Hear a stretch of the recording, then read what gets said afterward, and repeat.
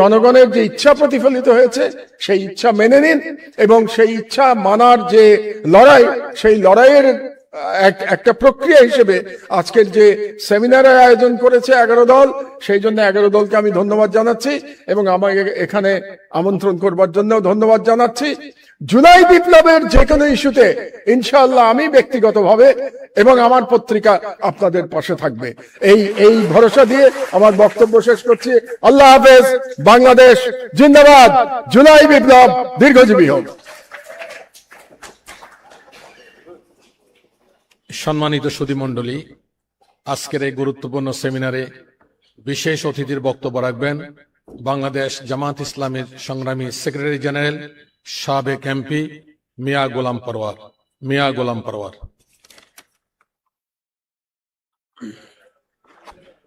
আসসালামু আলাইকুম ওয়া রাহমাতুল্লাহি ওয়া বারাকাতুহু। আলহামদুলিল্লাহি রাব্বিল আলামিন, সালাতু ওয়াসসালামু আলা সাইয়্যিদিল মুরসালিন ওয়া আলা আলিহি ওয়া সাহবিহি আজমাইন। 11 দলীয় ঐক্যের উদ্যোগে আজকে গণভোটের রায়ের বিরুদ্ধে সরকার এবং সংকটের মুখোমুখি বাংলাদেশ শীর্ষক আজকের এই জাতীয় সেমিনারের সম্মানিত সভাপতি, সম্মানিত প্রধান অতিথি, জাতীয় নেতৃবৃন্দ, বিদগ্ধ আলোচকবৃন্দ, সুধীবৃন্দ, সাংবাদিক বন্ধুগণ, আমরা আজকের এই যে কি নোট পেপার প্রেজেন্ট করা হয়েছে, আলোচকরা এ পর্যন্ত যত চমৎকার তথ্য সমৃদ্ধ বক্তব্য রেখেছেন, তাতে জাতির কাছে, দেশবাসীর কাছে পরিষ্কার আজকে যে সংকটের মুখোমুখি বাংলাদেশ, এই সংকট তৈরি করেছে বিএনপি। বিএনপির তৈরি করার সংকটকে বিএনপিকেই সমাধান করতে হবে। পার্লামেন্টে যে সংকট, যে বিতর্ক, যে তর্ক, যে আলোচনা হওয়ার সুযোগ আছে, আপনারা আমাদের মাননীয় বিরোধী দলীয় নেতা, বিরোধী দলের চিফ হুইপ সহ সকল এমপিদের কণ্ঠকে রুদ্ধ করার চেষ্টা করছেন বাকশালী কায়দায়। ফলে বাধ্য হয়ে আমাদের জনগণের রায়, গণভোটের রায় কার্যকর করার জন্য 5 কোটি মানুষ যে গণভোটে ভোট দিয়েছে, সেই জনগণের কাছে যাওয়া ছাড়া উই হ্যাভ নো অল্টারনেটিভ, আমাদের সেখানেই যেতে হবে। এটি আমাদের বিরোধী দলের নেতা বলেছেন। তবে আমরা অনুরোধ করব, জনগণের ভাষা বুঝুন। সংবিধান শুধু আপনারাই পড়েন না, আপনারাই বুঝান না, পার্লামেন্টে একেবারে বই উঁচু করে বলেন জুলাই সনদের সব অক্ষরে অক্ষরে মানবো, এই বিধি, এই ধারা। আজকে সংবিধান বিশেষজ্ঞ, রাজনৈতিক বিশ্লেষকরা চমৎকার করে আলোচনা করলেন। এটা মনে রাখবেন। সরকারি দলকে বলবো, আপনাদের বাইরে সিনিয়র আইনজীবী, সংবিধান বিশেষজ্ঞ, আইনজ্ঞ প্রচুর আছে। সেমিনার, গোল টেবিলের আলোচনার দিকে নজর দিন। আপনাদের বাইরে আছে এক বিরাট বাংলাদেশ, সেই বাংলাদেশ বলছে আপনাদের এখন রিয়ালাইজ করার সময় হয়েছে। কেবল গত পরশুদিন আইনমন্ত্রী, স্বরাষ্ট্রমন্ত্রী, চিফ হুইপ বসে বলেছেন, হ্যাঁ গণভোট যেহেতু হয়ে গেছে তাই এটা বৈধ। প্রথম বলেছিলেন গণভোট বৈধ না, সংস্কার পরিষদ বৈধ না, প্রেসিডেন্টের অর্ডার বৈধ না। তো কেবল একটা বলছেন হয়ে গেছে তো বৈধ হয়েছে। আপনারা মানুষের ভাষা বোঝার চেষ্টা করুন। মানুষের প্রশ্নের কি উত্তর দেবেন? জনগণ প্রশ্ন করছে যে মাননীয় প্রধানমন্ত্রী এখন যিনি ক্ষমতায় আসেন, নির্বাচনের আগে তিনি উত্তরবঙ্গে আবু সাইদ মুগ্ধর কবর জিয়ারত করতে গিয়ে তো শেষ পর্যন্ত গণভোটে হার পক্ষে ভোট দিতে বলেছিলেন। এখন মানুষ আমাদের প্রশ্ন করে, তাহলে প্রধানমন্ত্রী তো দেখলাম গণমাধ্যমে ভোটের দিন 12 ফেব্রুয়ারি উনি ভোট কেন্দ্রে ঢুকলেন। ভোট কেন্দ্রে ঢুকলেন মানে আপনি হাতে ভোট দিয়েছেন। যদি তা দিয়ে থাকেন, হাতে ভোট দেওয়ার অর্থ হলো 84টি সংস্কারের বিষয়ে, 47টি সাংবিধানিক সংস্কারের বিষয়ে আপনি হাতে ভোট দিয়েছেন, যে হাতে কোনো নোট অফ ডিসেন্ট ছিল না। আপনার আইনমন্ত্রী, আপনার চিফ হুইপ যারা কথা বলছেন, হাতে যদি ভোট দিয়ে থাকেন তার অর্থ হলো আপনি সমস্ত সংস্কারকে মেনে নিয়েছেন। তা যদি মেনে নেন, তাহলে আপনি তার বিরুদ্ধে এখন কথা বলেন, ওটাকে অবৈধ বলেন, ওটা বেআইনি বলেন, তাহলে কি আপনি আপনার দেওয়া ভোটকে অস্বীকার করবেন? আত্মপরিচয়কে আপনি ভুলে যাবেন, আপনি নিজের সিদ্ধান্তকে ইগনোর করবেন। আর তা যদি না হয়, তাহলে আরেকটা পথ আছে, পার্লামেন্টে আপনাকে এসে বলতে হবে যে না, আমি হাতে ভোট দেইনি।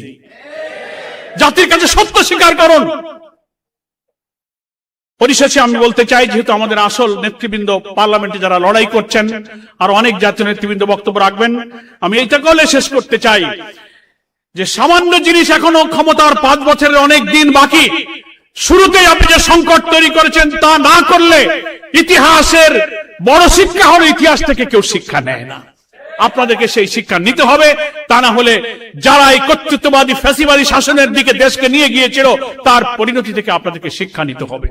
জাতির সামনে এখন জ্বালানি সংকট, এখন হামের সংকট, দ্রব্যমূল্য, রেমিটেন্স কিভাবে কমছে। ক্ষমতায় এসে 1.5 মাস পারেননি, 42,000 কোটি টাকার মতো ব্যাংক থেকে আপনারা লোন করেছেন। সব জায়গায় আপনারা হাত দিচ্ছেন, অমুককে সরাও, অমুককে পাল্টা, অমুককে রিজাইন করো। আপনার অবস্থা দেখে মনে হয় সেই কর্তৃত্ববাদী ফ্যাসিবাদের দিকে আপনি ধাবিত হয়েছেন। সেখান থেকে ফিরে আসুন, এই সংকটের সমাধান করুন। আজকে 11 দলীয় ঐক্যের এই জাতীয় সেমিনার আয়োজনের এটাই উদ্দেশ্য যে এই সেমিনারের যত বিদগ্ধ আলোচক যে মেসেজ দিলেন, আপনি কেবল বলেছেন হ্যাঁ গণভোট যেহেতু হয়েছে তাই বৈধ, তো এখন বলুন সংস্কার পরিষদ যেহেতু প্রেসিডেন্সিয়াল অর্ডার হয়েছে এটাও বৈধ, পরিষদের বৈঠক ডাকুন এবং জুলাই সনদকে বাস্তবায়ন করুন। সকলকে ধন্যবাদ। আল্লাহ হাফেজ। বাংলাদেশ জিন্দাবাদ। 11 দলীয় ঐক্য জিন্দাবাদ। সম্মানিত সুধী মণ্ডলী, এখন বিশেষ অতিথির বক্তব্য রাখবেন লিবারেল ডেমোক্রেটিক পার্টির সম্মানিত সভাপতি, সাবেক মন্ত্রী, বিশিষ্ট রাজনীতিবিদ, কর্নেল অবসরপ্রাপ্ত ডক্টর অলি আহমেদ। কর্নেল অবসরপ্রাপ্ত ডক্টর অলি আহমেদ। বীর বিক্রম, সরি।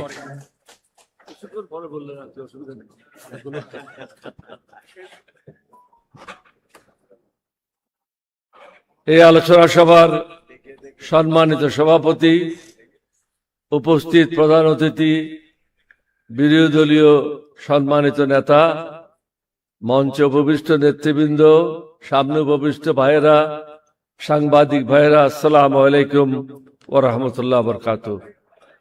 আসলে এখন খাওয়ার সময় দেরি হয়ে যাচ্ছে, আপনারা সবাই ক্ষুধার্ত, আরো অনেক বক্তা রয়ে গেছে, আমি বেশি লম্বা করব না। সংস্কারগুলি যখন শুরু হয় প্রত্যেকটা রাজনৈতিক দলকে ওখানে ডাকা হয়েছিল, বিএনপি সহ সবাই এটাতে প্রায়গুলিতে ঐক্যমত হয়েছিল, কয়েকটাতে ডিসেন্ট দিয়েছিল। এখানে পরোয়ার সাহেব বলে গেছেন বিএনপির অনেক নেতা মাঠে যখন গেল তারা কি বলল, হ্যাঁ ভোটে ভোট দেবেন।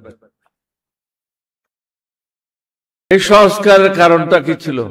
আমাদের যে ছেলেরা শহীদ হলো, সমগ্র দেশ আন্দোলন করলো কিসের জন্য? এই সংস্কারের জন্য, বৈষম্য দূর করার জন্য। এই বৈষম্য এবং সংস্কারগুলি করলে কি, বৈষম্য দূর করলে, সংস্কারগুলি করলে কি হয়? একটা দেশ একটা সিস্টেমের মধ্যে চলে আসে। দেশ কিন্তু ব্যক্তি চালায় না, একটা সিস্টেমের মধ্যে পড়ে গেলে সিস্টেমটাই দেশ চালায়। এখন আমরা কিন্তু সিস্টেমে যাইতে চাচ্ছি না। আমরা জানি এটা ভুল, কিন্তু সেটা আমরা গ্রহণ করতে চাচ্ছি না। আমরা জানি একজন জাজ হাইকোর্টের, তাকে যদি অ্যাপয়েন্টমেন্ট দেওয়া হয়, সেখানে যদি সব দলের নেতৃবৃন্দরা থাকে, প্রশ্ন জিজ্ঞাসা করে, তিনি যদি দলীয় লোক না হয়, তার বিরুদ্ধে যদি কোনো অভিযোগ না থাকে, নিশ্চয়ই তিনি জনগণের জন্য কাজ করবেন। আর যদি সরকার তাকে এককভাবে সেখানে নিয়োগ দেয়, তখন সে সরকারের পক্ষ হয়ে কাজ করবে। একইভাবে দুদকে যান, পাবলিক সার্ভিস কমিশনে যান, প্রত্যেকটা জায়গায় যান। আমরা কি চাচ্ছি? আমরা তো এটা চাচ্ছি না যে আমাদেরকে 10 জন মন্ত্রী দেন, 20টা গাড়ি দেন, 50টা প্লেন দেন, এটা তো আমরা চাচ্ছি না। যে জিনিসটা ভুল আমরা করে চলেছি বিগত 50 বছর 52 বছর যাবৎ, এই ভুল থেকে আমরা বেরিয়ে দেশটাকে একটা সুন্দর পথে পরিচালিত করতে চাচ্ছি। 70 ভাগ লোক অংশগ্রহণ করেছে, 30 ভাগ লোক অংশগ্রহণ করে নাই। আপনি এটা না কি করে করবেন? সংবিধানের দোহাই দিলে তো হবে না। 1971 সালে আমরা যখন বিদ্রোহ করি, সেটা কি সংবিধান মেনে করেছিলাম? পরবর্তী পর্যায়ে অনেকগুলি কাজ হয়েছে। আমি প্রত্যেকটা সংগ্রামের সাথে লিপ্ত ছিলাম, নেতৃত্বে ছিলাম। এরশাদের পতন যেদিন হলো, সর্বশেষ মিছিলটা আমিই করেছিলাম, 144 দ্বারা ভঙ্গ করেছিলাম। এটা কি আইন মেনে করেছিলাম? সংবিধান মেনে করেছিলাম? সংবিধান কার জন্য? মানুষের উপকারের জন্য, মানুষকে কষ্ট দেওয়ার জন্য না। আমরা তো এমন কিছু চাচ্ছি না যেটা প্রধানমন্ত্রীর ক্ষমতা কমে যাবে, স্বরাষ্ট্রমন্ত্রীর ক্ষমতা কমে যাবে, বা কোনো এমপির ক্ষমতা কমে যাবে। এখানে মুশকিল আছে। মুশকিল হলো এই নির্বাচনটা হয়েছে রিজওয়ানা মার্কার নির্বাচন, এবং এখানে শিক্ষিত লোকের সংখ্যা খুব কম। সংবিধান এরা অনেকে বুঝে না। সুতরাং 2-1 জনে যেটা বলে সবাই মাথা নাড়ে। এটা হঠাৎ আমার খেয়াল বললো, পাকিস্তানে ছিলাম 50 বছর, 12 বছর। অনেক এমপি ইলেক্টেড হয়ে আসতো, লেখাপড়া জানতো না। অনেকে হুক্কা নিয়েও পার্লামেন্টে ঢুকতো। তো একজনে বললো যে ভাই তুমি তো ঘুমাচ্ছ। বলছে আমি ঘুমাচ্ছি, যখন হাত তুলতে বলে একটু ধাক্কা দিও, আমি হাত তুলে নেব। এখন এরকম হাত তোলার পার্লামেন্ট হয়ে গেছে। প্রধানমন্ত্রীকে চিন্তা করতে হবে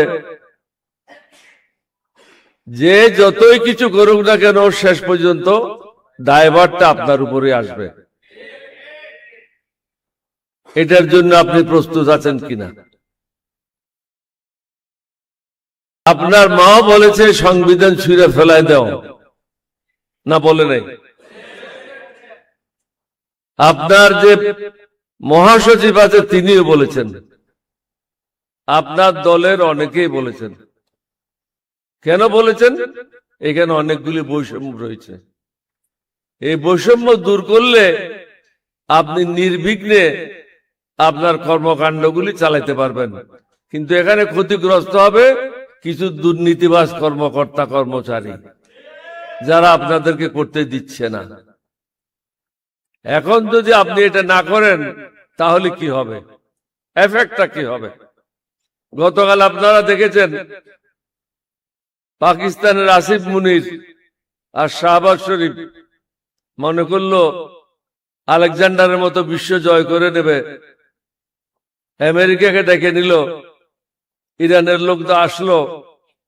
আসলে এটা তারা, আমেরিকার একটা পলিসি ছিল যে তারা হেরে যাচ্ছিল, 10-12 দিন সময় নিল আবার রিগ্রুপিং করার জন্য, প্রস্তুতি গ্রহণ করার জন্য। ইরানও মনে করলো মন্দ কি, আমরাও আমাদের জিনিসগুলি গুছাই নি। এটার এফেক্টটা কি হবে? It is a third world war একটা সূচনা। এটার যে সুদূর এটা আমাদের উপর এফেক্ট হবে। এখন আপনারা, আমি সাধারণ জিনিসের কথা বলি, মুরগির দাম 100 টাকা বৃদ্ধি পেয়েছে, যেটা কক, রেড কক বলে, ওটা 100 টাকা বৃদ্ধি পেয়েছে কেজি প্রতি। প্রত্যেকটা সবজির দাম বৃদ্ধি পেয়েছে, দ্রব্য মূল্যের দাম বৃদ্ধি পেয়েছে। মানুষের আয় তো বৃদ্ধি পায় নাই। 5-6 কিলোমিটার লম্বা একটা পেট্রোল পাম্পের সামনে দাঁড়ায় থাকতে হয়। যে লোকটা আগে মোটরসাইকেল দিয়ে জীবিকা নির্বাহ করত, সে এখন 2 বা 3টা ট্রিপের বেশি মারতে পারে না। বাকি সময় তাকে পেট্রোল পাম্পের সামনে দাঁড়ায় থাকতে হয়। সুতরাং ইকোনমিক ইম্প্যাক্টটা কি হবে, এই জিনিসটা আপনাকে বুঝতে হবে।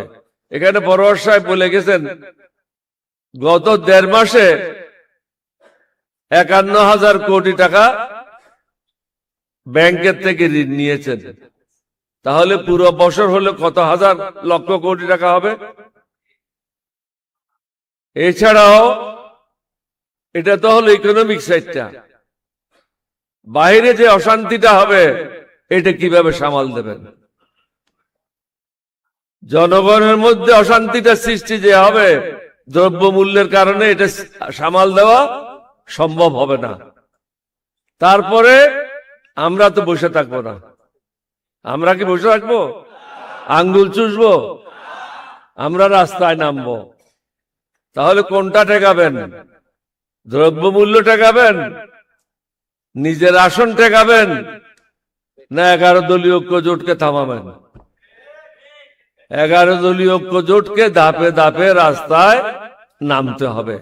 এটার বিকল্প নাই, সোজা আঙ্গুলে গিয়ে উঠবে না। আপনাদের সবাইকে ধন্যবাদ। বাংলাদেশ জিন্দাবাদ। আসসালামু আলাইকুম।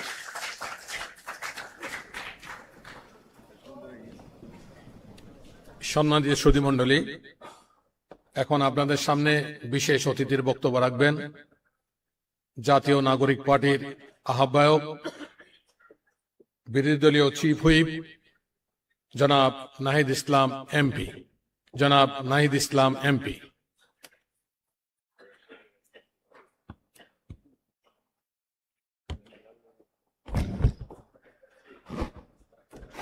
বিসমিল্লাহির রহমানির রহিম। প্রিয় উপস্থিতি, আসসালামু আলাইকুম। 11 দলীয় ঐক্যের পক্ষ থেকে আয়োজিত আজকের এই জাতীয় সেমিনার, যেখানে গণভোটের গণরায় বাস্তবায়ন এবং এই বাস্তবায়ন না করার ফলে সরকার এবং দেশ যে সংকটের মধ্যে পড়েছে সেটা নিয়ে আমাদের বিদগ্ধ বক্তারা এতক্ষণ আলোচনা করেছেন। আমাদের এই সেমিনারে আজকে উপস্থিত আছেন প্রধান অতিথি হিসেবে জাতীয় সংসদের বিরোধী দলীয় নেতা এবং জামাত ইসলামীর সম্মানিত আমির ডক্টর শফিকুর রহমান। আজকের এই সেমিনারের সভাপতিত্ব করছেন বাংলাদেশ খেলাফত মজলিসের সংগ্রামী আমির আল্লামা মামুনুল হক, এবং আরো উপস্থিত রয়েছেন 11 দলের জাতীয় নেতৃবৃন্দ এবং নাগরিক সমাজের বিভিন্ন গুরুত্বপূর্ণ ব্যক্তিবর্গ। সকল উপস্থিত যারা রয়েছেন এবং যারা বক্তব্য দিয়েছেন তাদের বক্তব্য থেকে আপনারা স্পষ্ট হয়েছেন। আমাদের আজকের এই সেমিনারে যে কিনোট স্পিকার ছিলেন তার আলোচনা এবং প্রবন্ধে এটা স্পষ্ট হয়েছে। তিনি সেখানে দেখিয়েছেন যে গণভোটের যে একটা তাত্ত্বিক ভিত্তি রয়েছে, গণভোট গণতন্ত্রে জনগণের সার্বভৌমত্ব, জনগণের ইচ্ছার একটা বহিঃপ্রকাশ হিসেবেই গণভোট বাংলাদেশে এবং পৃথিবীর বহু দেশে চর্চিত হয়ে এসেছে। এবং এই গণভোট ছিল বাংলাদেশে গণ অভ্যুত্থান পরবর্তী একটি রাজনৈতিক সমঝোতার জায়গায়। গণ অভ্যুত্থানের পরবর্তী সময়ে বাংলাদেশে দুইটি প্রশ্ন দেখা গিয়েছিল। বিএনপি তখন গণ অভ্যুত্থানের প্রায় 2-3 দিনের মধ্যেই সমাবেশ করে তারা জাতীয় নির্বাচনের দাবি জানিয়েছিল, এবং বৈষম্যবিরোধী ছাত্র আন্দোলনের পক্ষ থেকে যারা গণ অভ্যুত্থানে আমরা ছিলাম, আমরা বলেছিলাম যে জাতীয় নির্বাচন আমরা চাই, তবে এই গণ অভ্যুত্থান কেবল নির্বাচনের মাধ্যমে ক্ষমতার পরিবর্তনের হাত পরিবর্তনের জন্য এই গণ অভ্যুত্থান হয়নি। ফলে রাষ্ট্র সংস্কারের দাবি ছিল এই গণ অভ্যুত্থানের অন্যতম দাবি, যেখানে ফ্যাসিবাদী ব্যবস্থার বিলোপ হবে, একটা নতুন বন্দোবস্ত হবে, যেখানে স্বৈরাচার আর বারবার ফিরে আসবে না। এই জন্যই সংস্কার এবং রাষ্ট্র মেরামতের দাবি, যেটা দিয়ে ফ্যাসিবাদকে বিলোপ করা সম্ভব হবে বলে আমরা একমত হয়েছিলাম। ফলে আমরা চেয়েছিলাম ফ্যাসিবাদের বিলোপ, আমরা চেয়েছিলাম নতুন সংবিধান, বিএনপি চেয়েছিল নির্বাচন। ফলে একটা সমঝোতায় আসা হলো ঐক্যমত কমিশনের মাধ্যমে। সেই সমঝোতা হলো সংস্কার। আমরা নতুন সংবিধান গণপরিষদের দাবি থেকে আমরা সংস্কার পরিষদের জায়গায় ঐক্যমত হলাম। বিএনপি ও নির্বাচনের জায়গা থেকে কিছুটা সরে এসে অনেকগুলো সংস্কারে ঐক্যমত হলো বাধ্য হয়েও। সেই জায়গা থেকেই গণভোট হলো। কিন্তু গণভোট পরবর্তী সময় আপনারা সবকিছুই দেখছেন যে কিভাবে গণভোটের গণরায়কে অস্বীকার করা হয়েছে। বিএনপি এখন একটা কৃত্রিম বিরোধ বা সংকট তৈরি করছে যে জুলাই সনদ বনাম জুলাই আদেশ। তারা বলছে জুলাই সনদ তারা অক্ষরে অক্ষরে পালন করবে, কিন্তু জুলাই আদেশটা অবৈধ, যে জুলাই আদেশের ভিত্তিতে গণভোট তৈরি হয়েছিল, গণভোট অনুষ্ঠিত হয়েছিল। ফলে তারা একটা বিরোধিতা তৈরি করছে, কারণ তারা জুলাই সনদকে তারা তাদের নিজেদের দলীয় ইশতেহারে পরিণত করেছে এবং এই সংকট তৈরি করেছিল বলেই গণভোটের প্রস্তাব এসেছিল এবং গণভোটের মাধ্যমে এটাও বলা হয়েছিল যে সংবিধান সংস্কার পরিষদ করা হবে, কারণ এই যে মৌলিক সংস্কারগুলা এগুলা সংবিধান সংশোধনের মাধ্যমে সম্ভব নয়। সংবিধান সংশোধনের মাধ্যমে সংবিধানের ফ্রেমওয়ার্কের মধ্যে কোনো মৌলিক পরিবর্তন সম্ভব নয়। সেটার জন্য একটা গাঠনিক ক্ষমতা এই সংসদকে দিতে হবে, যার নাম হবে সংবিধান সংস্কার পরিষদ। ফলে জুলাই সনদ বাস্তবায়নের পদ্ধতি এটাই হবে।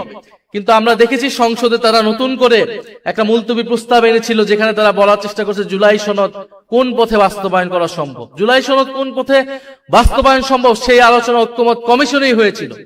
ফলে প্রধানমন্ত্রী এবং তাদের প্রতিনিধি হিসেবে ঐক্যমত কমিশনে সেই সময় যারা ছিলেন, বর্তমান স্বরাষ্ট্রমন্ত্রী, তারা সকলেই কথার বরখেলাপ করেছেন।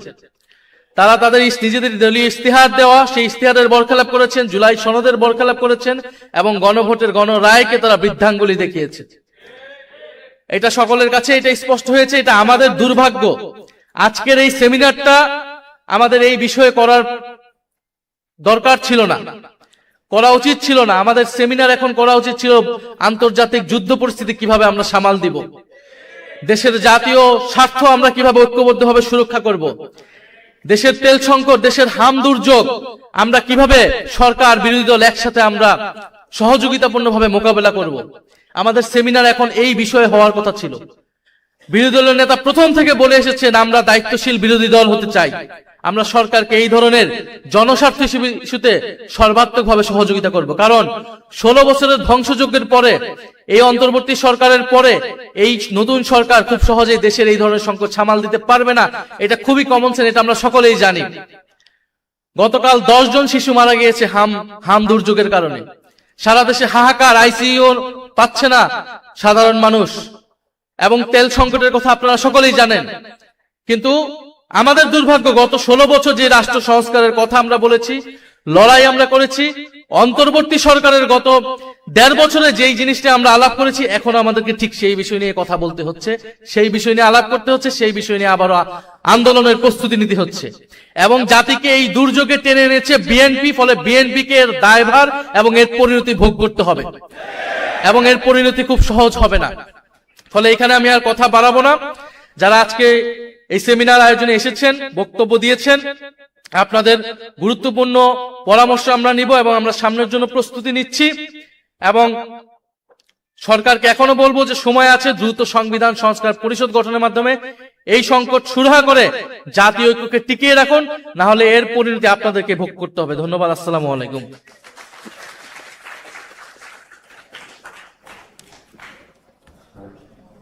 সম্মানিত সুধীমণ্ডলী, সম্মানিত গণমাধ্যম কর্মী এবং সম্মানিত অতিথিবৃন্দ, আজকের এই গুরুত্বপূর্ণ সেমিনারে এখন আপনাদের সামনে প্রধান অতিথির বক্তব্য পেশ করবেন বাংলাদেশ জামাত ইসলামের সম্মানিত আমির, জাতীয় সংসদের বিরোধী দলীয় নেতা জনাব ডাক্তার শফিকুর রহমান। জনাব ডাক্তার শফিকুর রহমান।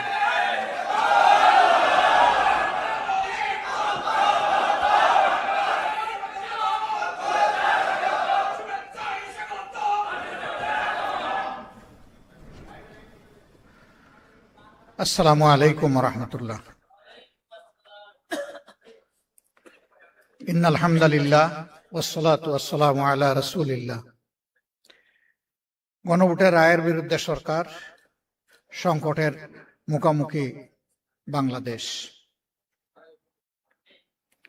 এই প্রতিবাদের উপর আয়োজিত আজকের এই জাতীয় সেমিনারের সম্মানিত সভাপতি, বাংলাদেশ খেলাফত মজলিসের সম্মানিত আমির মজলিস আল্লামা মামুনুল হক, সংসদে বিরোধী দলীয় চিফ হুইপ এবং নাগরিক পার্টির আহ্বায়ক জনাব নাহিদ ইসলাম এমপি, এলডিপির সম্মানিত চেয়ারম্যান, বর্ষিয়ান রাজনীতিবিদ এবং আমার ধারণা মতে বাংলাদেশের রাজনীতিতে সবচেয়ে সিনিয়র অভিজ্ঞ ব্যক্তি জনাব ডক্টর কর্নেল অলি আহমদ বীর বিক্রম, সংগ্রামী নির্যাতিত মজলুম সম্পাদক জনাব মাহমুদুর রহমান, নাগরিক সমাজের অন্যান্য গুরুত্বপূর্ণ ব্যক্তিবর্গ, মঞ্চে উপবিষ্ট শীর্ষ নেতৃবৃন্দ, সুধীমণ্ডলী, সাংবাদিক বন্ধুগণ, একজন বক্তা এখানে বলেছিলেন যে সিদ্ধান্ত কোথা থেকে হয়, কে কথা বলে, কার পক্ষে কথা বলে, এগুলো তো কিছুই আমরা বুঝতে পারছি না। আমি জাস্ট একটা ছোট্ট গল্প আপনাদেরকে শোনাতে চাই। এখন যেভাবে এসি আছে, ফ্যান ঘুরে, একসময় ওইরকম বিজলি বাতি জ্বলতো না, ফ্যান ঘুরতো না, এসি চলতো না। সেই সময়টা ছিল দড়ি টানা, মাথার উপরে লাল এবং সবুজ রঙের কাপড় দিয়ে এক ধরনের পাখা তৈরি করে বিভিন্ন অফিসে টানা হতো। তো এক বিচারক তিনি একটা হত্যা মামলার রায় দিতে গিয়ে বললেন, আসামির বিরুদ্ধে সন্দেহাতীত ভাবে মামলা প্রমাণিত হয়, তাকে মৃত্যুদণ্ড দেওয়া হলো। তখন তো আসামি পক্ষের মুখ কালো হয়ে আসছে। একটু সময় পরেই মাথা নেড়ে বললেন, আসামির বিরুদ্ধে সন্দেহাতীত ভাবে কোনো প্রমাণ পাওয়া যায়নি বলে তাকে মুক্তি দেওয়া হলো। কারণ একবার বলে যে মৃত্যুদণ্ড, আবার বলে মুক্তি, এরকম 3-4 বার বলার পরে পেশকার বলল, স্যার আপনি তো পরস্পর বিরোধী রায় বলেই যাচ্ছেন, আমি কি করব, দোষটা কি আমার? সবসময় দেখি হয় লালটা নাচে, না হয় সবুজটা নাচে, আজকে দুইটা নাচে কেন? তার মানে ওই পিছন থেকে যে রশি দিয়ে টানাটানি করতেছে, ওখানে রশি পেশ খেয়ে গেছে। এই জন্য লাল এবং সবুজ দুইটাই কিন্তু নাড়াছাড়া হচ্ছে। তো আমাদের দেশে বিশেষ করে পার্লামেন্টে যাদের নাড়াছাড়া দেখেন, প্রশ্ন আসে, কে দড়ি টানে? সেই দড়িটা কোথা থেকে টান দেওয়া হয়? জাতি বুঝে। আপনারা বুঝেন না? আজকে আলোচনা এখানে এসেছে যে ওই ঘুড়ির নাটাইটা কোথায়, ওখান থেকেই এটা নাড়াচাড়া করা হচ্ছে। এই জন্য অস্থিরতা। এক সময় গণভোট হারাম, আরেক সময় না, এটা অর্ধেক হালাল। এক সময় একই অর্ডারের গুস্ত হালাল, কিন্তু শুরুয়াটা, জুলটা তার হারাম। আমরা এটা পার্লামেন্টেও বলেছি। হ্যাঁ, আপনারা দেখেছেন আমাদের কণ্ঠ দমিয়ে দেওয়ার চেষ্টা করা হয়েছে, আমরাও সমানতালে চালিয়েছি আলহামদুলিল্লাহ। সুযোগ পাই না পাই আমরা কণ্ঠ বন্ধ করিনি, কারণ জনগণ আমাদেরকে তো তাদের অধিকারের পক্ষে কথা বলতে সেখানে পাঠিয়েছে। মুখ বন্ধ করে, আমাকে বিশেষ করে মুখ বন্ধ করে সুপার গ্লু দিয়ে ওখানে বসার জন্য জনগণ আমাকে পাঠায়নি। জনগণ আমাকে পাঠায়নি যে আমার ছবিটা সংসদ টিভি এবং বিটিভিতে উঠবে আর সারা দুনিয়া দেখবে। জনগণ পাঠিয়েছে আমি কি বলি সেটা জনগণ শুনতে চায়। আমার সহকর্মীরা, সহযোদ্ধারা, বিরোধী দলের এমপিরা জনগণের অধিকারের পক্ষে কি করে সেটা জনগণ দেখতে চায়। আমরা আপনাদেরকে কথা দিচ্ছি, আমরা সংসদে যাওয়ার আগেই বলেছি, এই সংসদের বিভিন্ন ধরনের সুবিধা নেওয়ার জন্য আমরা এখানে যাচ্ছি না। অনেক সুবিধা আছে, স্বেচ্ছায় অবলীলায় ছেড়ে দেব, নিবই না। যেটা না নিয়ে পারবো না সেইটা নেব, বাধ্য হব যেটাতে। অবৈধ কোনো দিকে আমাদের চোখ এবং হাত যাবে না। আমরা এখনো আলহামদুলিল্লাহ এটার উপরে আছি। কিন্তু এই 24-এর গণবিপ্লব, গণ অভ্যুত্থান যেটাই বলেন, এখানে শুধু শিক্ষিত ছাত্ররা আর আমাদের মতো রাজনীতিবিদরা এই আন্দোলন করে নাই, জীবন দেয় নাই। আপনাদের দুয়ায় মাবুদের মেহেরবানি, 1400-র মধ্যে মিনিমাম 1200 শহীদের বাড়িতে আমার ব্যক্তিগতভাবে যাওয়ার সুযোগ হয়েছে। আমি সজ্ঞানে সাক্ষ্য দিচ্ছি, এবং আমাদের 12 ভলিউমের এই শহীদদের স্মৃতিচারণ বই হয়তো অনেকের কাছে আছে, হয়তো নাই। আমাদের ওয়েবসাইটে সব কিছু আছে, মৌলিক 3টা ভাষাই আছে। যারা চাইবেন তারা সেখানে যেতে পারেন। যারা দুনিয়া থেকে বিদায় নিয়েছে শহীদ হয়ে, তাদের 62 ভাগ শ্রমিক। তারা কি কোটার বৈষম্যের বিরুদ্ধে নেমেছিল? কোটার বৈষম্যের বিরুদ্ধে নেমেছিল আমাদের যুব সমাজ, ছাত্র সমাজ। তারা নেমেছিল ফ্যাসিবাদের বিরুদ্ধে। তারা নেমেছিল একটা পরিবর্তনের আকাঙ্ক্ষা নিয়ে। তারা গুণে ধরা রাজনীতির হাত বদলের জন্য জীবন দিতে রাস্তায় নামে নাই। আমরা সংসদে দাঁড়িয়ে বলেছি, আজকে সংসদ নেতা, বিরোধী দলীয় নেতা, সংসদের চিফ হুইপ, বিরোধী দলীয় চিফ হুইপ, সমস্ত মন্ত্রীবর্গ, সংসদ সদস্যবৃন্দ, আজকে জুলাইয়ের প্রোডাক্ট আমরা। জুলাই নাই, আমরাও নাই। জুলাই আছে, আমরা আছি। জুলাই আছে, সরকার আছে। জুলাই আছে, বিরোধী দল আছে। জুলাই নাই, কিছুই নাই। এই জুলাইয়ের বিপক্ষে অবস্থান নিয়ে সরকার পার পাবে না ইনশাআল্লাহ। গণভোটের গণরায়ের মাধ্যমে এই জুলাইয়ের আকাঙ্ক্ষা ইনশাআল্লাহ বাস্তবায়ন হবে। এর জন্য আবার জীবন দিতে হয়, দিব ইনশাআল্লাহ। কালকে এই জায়গায় দাঁড়িয়ে জুলাই শহীদ পরিবার এবং যোদ্ধাদের সাথে আমাদের একটা বৈঠক ছিল। সেখানে আমার প্রিয় সহকর্মী সংসদে বিরোধী দলীয় চিফ হুইপ বলেছে, আগামীর আন্দোলনের সাথে নয়, সামনে থাকবো আমরা ইনশাআল্লাহ। সে এই সারির দিকে ইঙ্গিত করে বলেছিল, আমাদেরকে সামনে পাবেন। আমিও কথা দিচ্ছি, সামনে পাবেন ইনশাআল্লাহ।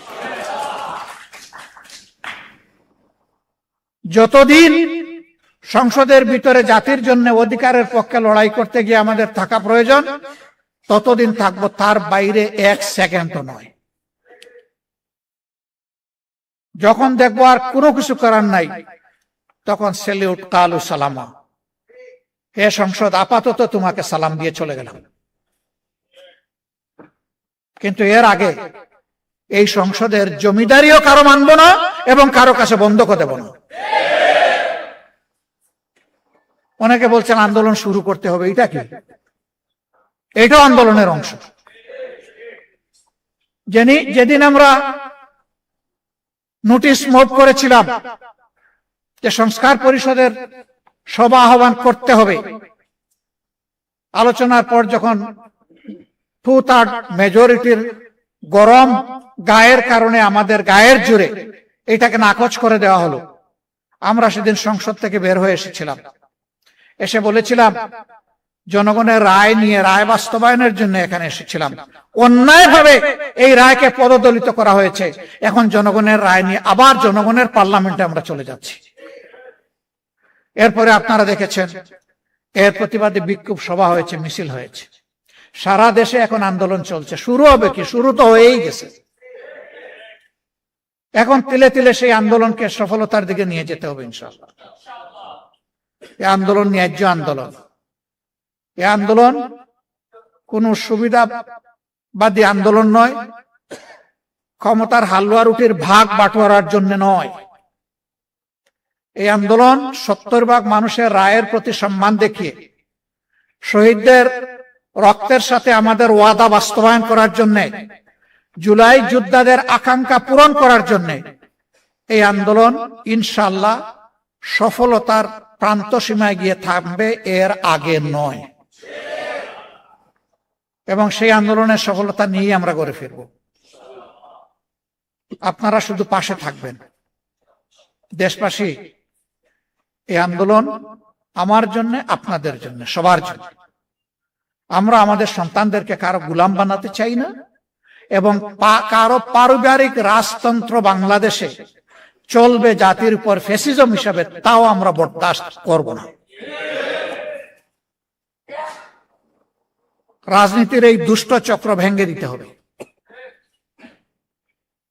একজনের বদলে আরেকজনের প্রশংসায় সংসদের 1/3 সময় ব্যয় হবে, এটা আর আমরা শুনতেও চাই না, দেখতেও চাই না। প্রশংসা হবে জনগণের, সংসদের ভিতরে কথা হবে জনগণের সমস্যা নিয়ে, সেখানে বসে খোলা মনে সমাধান বের হয়ে আসতে হবে। এইটাকে বাদ দিয়ে অন্য কোনো কিছুর চর্চা হোক সংগঠনের, সংসদের ভিতরে আমরা এটা চাই না। কিন্তু আমরা ফেসিবাদের কালো ছায়া এখন সংসদে দেখতে পাচ্ছি। আগে ওই সংসদে দাঁড়িয়েই আজকে যারা সরকারি দলের গ্যালারিতে বসেছেন, তাদেরকে তুচ্ছ তাচ্ছিল্য করে যেভাবে কথা বলা হতো, আজকে 2-1 আমাদেরকে লক্ষ্য করে সেই রকম কথা বলা শুরু করেছেন।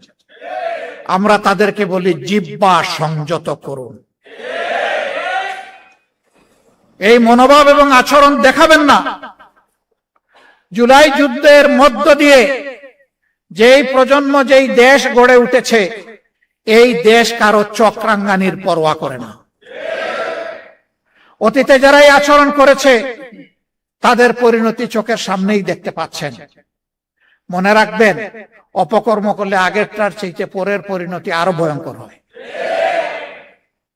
সে পথেই তো আসছেন। বাইরে তো আপনাদের পদাচারণা দেখছি না, সবকিছু কুক্ষিগত করছেন। বাংলাদেশ ব্যাংকে অভ্যুত্থান করার পরে এখন দেশের সবচেয়ে বড় ব্যাংক, এখন ইসলামী ব্যাংকে আবার নতুন করে অভ্যুত্থান শুরু হয়েছে। যে ব্যাংক দেশের রিমিটেন্সের শতকরা 32% একা আহরণ করে, এই ব্যাংকের যদি অস্তিত্ব বিপন্ন হয়, বাংলাদেশের অর্থনীতি বঙ্গোপসাগরে চলে যাবে। সাবধান করে দিচ্ছি, এইটাকে দলীয়করণ করবেন না। যদি দলীয়করণ করেন ব্যাংকগুলোকে একটার পর একটা, জনগণ আপনাদেরকে ছেড়ে কথা বলবে না। আমি দেশের ব্যাংকের মূল মালিক জনগণকে বলবো, জেগে উঠুন, আওয়াজ তুলুন, ওদের কদর্য চেহারা জাতির সামনে উন্মুক্ত করে দিন, থামিয়ে দিতেই হবে ইনশাআল্লাহ। আমরা আবারও কথা দিচ্ছি, শুধু রাজনীতির পট পরিবর্তন নয়, সংস্কৃতির আমূল পরিবর্তনের জন্য আমাদের এই লড়াই। অপসংস্কৃতি যেখানে, সেটা ব্যাংকিং সেক্টর হোক আর যেখানে হোক, অর্থনীতিতে, সংস্কৃতিতে, শিক্ষা ব্যবস্থায়, তারপরে দেশের আইন অঙ্গনে, যেখানেই হোক, ইনশাল্লাহ আমরা বসে বসে আঙ্গুল চুষব না। আমরা জনগণের সাথে থাকব, জনগণকে সাথে নিয়ে তার মোকাবেলা করব ইনশাল্লাহ। আপনারা দোয়া করবেন। আজকের এই সেমিনারে আপনারা যে গুরুত্বপূর্ণ পরামর্শগুলো দিয়েছেন, আমরা তার জন্য কৃতজ্ঞ, ঋণবোধ করি। আপনাদের পরামর্শগুলো অন্তরে ধারণ করে আগামীর পথ চলা আমরা যেন নির্ধারণ করতে পারি, এবং সেভাবেই যেন মহান আল্লাহর পর ভরসা করে আমরা জাতির সাথে থেকে, জাতিকে সাথে নিয়ে এই দাবিগুলা যেন আদায় করতে পারি। আল্লাহ যেন তৌফিক দান করেন। আপনাদের সকলকে আমরা কৃতজ্ঞতা এবং ধন্যবাদ জানাচ্ছি। কথা কম, কাজ বেশি। কাজ শুরু হয়ে গেল, সফলতা নিয়ে গড়ে ফিরবো ইনশাআল্লাহ। আসসালামু আলাইকুম ওয়া রাহমাতুল্লাহ।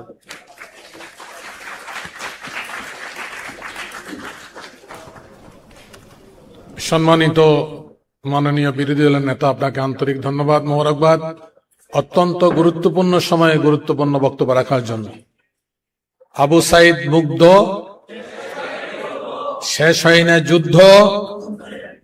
আজকের এই সেমিনারের আপনাদের সামনে সমাপনী বক্তব্য রাখবেন সেমিনারের সম্মানিত সভাপতি, আমির বাংলাদেশ খেলাফত মজলিস এবং 11 দলীয় বিরোধী দলের শীর্ষ নেতা জনাব আল্লামা মামুনুল হক।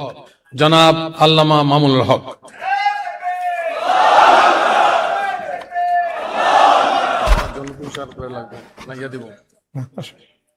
আসসালামু আলাইকুম ওয়া রাহমাতুল্লাহ। আলহামদুলিল্লাহি রাব্বিল আলামিন, ওয়াসসালাতু ওয়াসসালামু আলা সাইয়্যিদিল আমবিয়াই ওয়াল মুরসালিন ওয়া আলা আলিহি ওয়া আসহাবিহি আজমাইন। 11 দলীয় ঐক্যের পক্ষ থেকে আয়োজিত গণভোটের রায়ের বিরুদ্ধে সরকার সংকটের মুখোমুখি বাংলাদেশ অর্থাৎ শীর্ষক আজকের এই সেমিনারে উপস্থিত সম্মানিত নেতৃবৃন্দ, উপস্থিত সম্মানিত সুধী, এতক্ষণ পর্যন্ত আপনারা 11 দলীয় ঐক্যের শীর্ষ নেতৃবৃন্দ সহ অন্যান্য আলোচকদের কাছ থেকে বর্তমান বাংলাদেশের সংকটের মূল উৎস কোথায় এবং সেই সংকটের সমাধানের পথ কি, এই বিষয়ে অত্যন্ত গুরুত্বপূর্ণ আলোচনা শুনেছেন। সেমিনারে প্রবন্ধের মূল আলোচক ছিলেন বিশিষ্ট আইনজীবী অ্যাডভোকেট শিশির মনির। অত্যন্ত স্পষ্টভাবে সমস্যার গোড়া চিহ্নিত করেছেন। আমি সংক্ষেপে 2-3টি কথা বলি। আমি বলি কি, যে বর্তমান সরকারকে একটা ভূতে ধরেছে। এটা হলো শেখ হাসিনার ভূত। যেই ভূত শেখ হাসিনাকে ধরেছিল, শেখ হাসিনা বিতাড়িত হওয়ার পর থেকে সেই ভূত এখন বর্তমান বিএনপির ঘাড়ে সওয়ার হয়েছে। ভূতটা হলো জনগণকে অপমান করার ভূত। শেখ হাসিনার 15 বছরের শাসনামলকে যদি খুব সংক্ষেপে বর্ণনা করা হয়, তাহলে সেটা ছিল এদেশের জনগণকে নিয়ে উপহাস করা, জনগণকে যখন তখন যেভাবে ইচ্ছা সেভাবে অপমান করা। শেখ হাসিনা বাংলাদেশের মানুষকে শুনিয়েছিল নতুন এক গণতন্ত্রের সংজ্ঞা, উন্নয়নের গণতন্ত্র। জনগণের মতামত লাগবে না, তিনি পদ্মা সেতু আর মেট্রো রেল দিয়ে গণতন্ত্র বাস্তবায়ন করেছিলেন। এভাবে সর্বশেষ শেখ হাসিনার পতনের কফিনে সর্বশেষ যে ব্রেকটা ঠুকেছিল, সেটাও ছিল জনগণকে অপমান করার এক ভয়াবহ বিভৎস দৃষ্টান্ত। বলেছিল বাংলাদেশের 4 কোটি ছাত্র জনতাকে রাজাকারের নাতিপুতি। ভুলে যাওয়ার কথা নয়, আমার দেশের আত্মমর্যাদা সম্পন্ন 4 কোটি ছাত্র জনতা সেদিন রাতের অন্ধকারে বেরিয়ে এসে বলেছিল, আমি কে, তুমি কে। এত তাড়াতাড়ি ভুলে গেলেন জনগণকে অপমান করার পরিণাম? সেই শেখ হাসিনার জনগণকে অপমান করার ভূত এসে সওয়ার হয়েছে এখন বিএনপির কাঁধে। এই জন্য বিএনপির পক্ষ থেকে একবার জনগণের সার্বভৌমত্বের প্যারালাল এনে দাঁড় করানো হয় তাদের 2/3 সংসদের এই সার্বভৌমত্বকে। এখানে সংসদে দাঁড়িয়ে গোটা জাতিকে মূর্খ সাব্যস্ত করা হয়। বলেন নাই উনি যে এদেশের জনগণ তারা যে গণভোটে ভোট দিয়েছে, না বুঝে ভোট দিয়েছে? গোটা দেশের জনগণকে মূর্খ সাব্যস্ত করেন, এরপরে উনি মাস্টার সাজেন এই মূর্খ জনগণকে বোঝানোর জন্য। উনি মাস্টার সেজে এদেশের সংসদের 300 সদস্যকে আর এই 300 সদস্য যারা গোটা দেশের জনগণের প্রতিনিধিত্ব করে তাদেরকে সংবিধান পড়ান মাস্টার সেজে। দাম্ভিকতার একটা সীমা থাকা উচিত।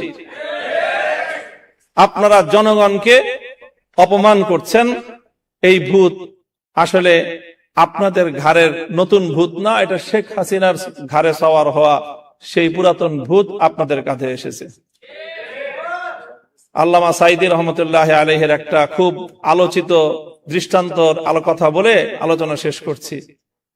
ওই যে একটা আপনার বন্টনের গল্প শুনিয়েছিলেন না, যে সিংহ, গাধা আর শ্রীগাল মিলে একটা শিকার করেছে। এরপরে সিংহ বলেছে, এখন তো শিকার করলাম গরু, হরিণ আর খরগোশ, এখন 3 জন মিলে শিকার করেছি, বন্টন না করে তো খাওয়াটা এটা বেইনসাফি দেখায়, কাজে একটা পদ্ধতি অনুযায়ী তুমি বন্টন করো। গাধাকে বন্টন করতে দিল, গাধা বন্টন করলো, আপনি বড়, আপনি গরুটা খান, আমি মাঝাও, আমি হরিণটা খাই, আর ওই পাতি শিয়াল ও ছোট ও খরগোশটা খাক। তো সিংহ এক চর মেরেছিল, এক চরে তার ঘাড় উপরে পড়ে গিয়েছিল। এরপরে বলল যে শ্রীগালকে বলল, তুই ভাগ কর। না মহারাজ, কি ভাগ করব? না না, আমি তো ভাগ ছাড়া খাবো না, আমি তো সিস্টেম ছাড়া খাই না, সাংবিধানিক পদ্ধতি বাস্তবায়ন হবে তারপরে সে আমি খাবো। শ্রীগাল বলল যে আপনি গরুটা দিয়ে সকালবেলায় আপনি ব্রেকফাস্ট করবেন, হরিণটা দিয়ে ডিনার করবেন, লাঞ্চ করবেন, আর খরগোশটা দিয়ে আপনি ডিনার করবেন। জিজ্ঞাসা করলো, এত সুন্দর বন্টন তোরে শিখাইছে কে?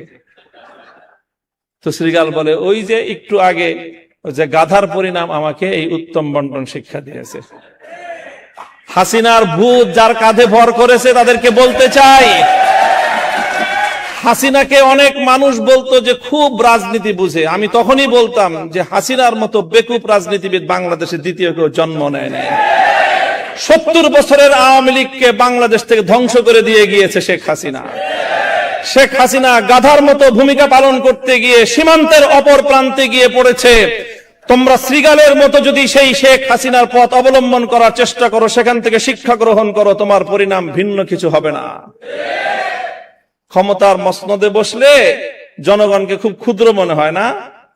ক্ষমতার মসনদে বসে শুনেছিলাম ইঁদুর নাকি নিজেকে সিংহের মতো ভাবে। আজকে বিএনপির অবস্থা দেখে মনে হচ্ছে তারা ক্ষমতার মসনদে বসার পর জনগণকে তারা ইঁদুর আর নিজেদেরকে সিংহের মতো ভাবছে। আমরা পরিষ্কার ভাষায় বলি, জনগণকে সম্মান করতে শিখো। গণভোটের যে রায়, বাংলাদেশে এটি চতুর্থ গণভোট আজকের আলোচনায় এসেছে।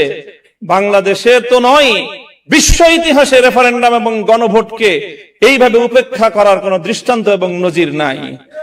এই নতুন নজির সাব্যস্ত করে, নতুন নজির স্থাপন করে নিজেদেরকে ইতিহাসের আস্থা করে নিক্ষেপ করবেন না। শহীদ জিয়াউর রহমান, বেগম খালেদা জিয়ার, বিএনপির প্রতি আমাদের এটা সর্বশেষ শুভকামনা। এরপরও যদি আমাদের আর কিছু বলতে হয়, আন্দোলনের মাঠে কথা হবে, রাজপথে আমরা তোমাদেরকে মোকাবেলা করবো ইনশাআল্লাহ। আপনাদের সকলকে অসংখ্য ধন্যবাদ এবং 11 দলীয় ঐক্য যে অব্যাহত এই গণভোটের রায় কার্যকর করার জন্য যা যা করতে হয় তাই করবে ইনশাআল্লাহ। 11 দলীয় ঐক্যের শরিক দল বাংলাদেশ খেলাফত মজলিস ইতিমধ্যে আগামী 24শে এপ্রিল সোহরাওয়ার্দী উদ্যানে গণসমাবেশের ডাক দিয়েছে। এভাবে পর্যায়ক্রমে আমরা ইনশাআল্লাহ এই গণভোটের রায় কার্যকর করে ঘরে ফিরব। সকলকে সেই আন্দোলনের পথে থাকার উদাত্ত আহ্বান জানিয়ে বক্তব্য শেষ করছি। আসসালামু আলাইকুম ওয়া রাহমাতুল্লাহ। সুবহানাল্লাহি ওয়া বিহামদিহি, সুবহানাকাল্লাহুম্মা ওয়া বিহামদিক, আশহাদু আল লা ইলাহা ইল্লা আনতা আস্তাগফিরুকা ওয়া আতুবু ইলাইক। সুবহানা রাব্বিকা রাব্বিল ইজ্জাতি আম্মা ইয়াসিফুন ওয়া সালামুন আলাল মুরসালিন, আলহামদুলিল্লাহি রাব্বিল আলামিন।